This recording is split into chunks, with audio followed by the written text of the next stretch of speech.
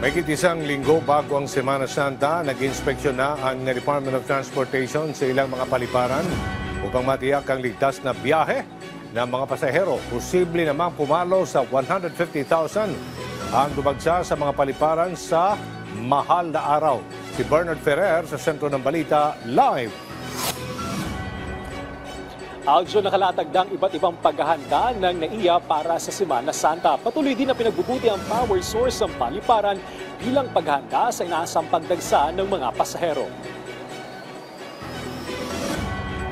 Mula Tacloban, maagang bumiyahe patungong NAIA Terminal 3 ang pamilya ni Maria para sa kanilang bakasyon sa Hong Kong ngayong Semana Santa. Inagahan nila ang kanilang biyahe upang makaiwas sa dagsa ng mga pasaherong paalis din patungo sa iba't ibang destinasyon sa bansa at abroad. Bakit Hong Kong yung napili ninyong destination for Holy Week? Kasi may bata kami, tapos gusto niya sa Disneyland kayo mapunta. Sa tala ng isang airline company, humigit kumulang 100,000 pasahero ang nakabook simula Lunes, April 14 hanggang Linggo ng Pagkabuhay o Easter Sunday, April 20. Inaasang tataas pa ito at maaring umabot sa 150,000 na pasahero habang papalapit ang mahal na araw. Kabilang sa mga rutang may mataas sa bilang ng pasahero ang mga patungong Katiklan, Tagbilaran, Puerto Princesa, Tacloban, Bacolod, Iloilo, Cagayan de Oro at Cebu.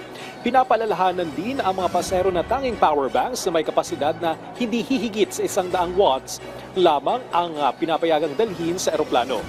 Nag-inspeksyon naman si OTS Administrator at Undersecretary Arthur Bisnar sa NAIA Terminal 3 sa Pasay. Kabilang sa kanyang binisita ang bahagi ng immigration at ang check-in counter kasama ang mga opisyal ng airline company bilang bahagi ng pinaigting na seguridad ngayong Semana Santa.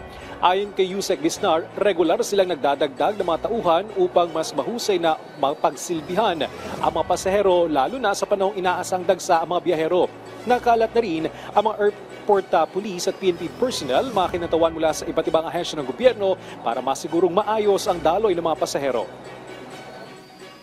Maglalabas kami ng mga help desks to assist yung mga passengers. So sa help desks na yan, makikita nyo nandoon ang medical team, yung public assistance officers kami doon, may security team, and of course meron ding operations personnel na naka-assign. Patuloy rin ang pagsasaayos ng power source ng paliparan sa panguna ng New NAIA Infra Corporation. Samantala, pansamantalang isinara ang arrival extension ng NAIA Terminal 1 simula pa noong March 26 para bigyan daan ang renovation. Ilan sa mga bahagi ng proyekto ang pagtatayo ng bagong arrival curbside, upgraded roofing, pinalawak na commercial area, karagdagang palikuran at mga itinalagang pick-up bays para sa mga ride-hailing services. Nagpaalala rin ng MIAA sa mga pasaherong patungo sa NAIA. We always advise them to pay their travel tax online, Bayad na po sila ng travel tax sa internet pa lang bago mapunta ng terminal. Mag-register na po sa e-travel, pag international flight po kayo, online din po. Para makabawas po tayo ng apirya na pila sa loob ng terminal.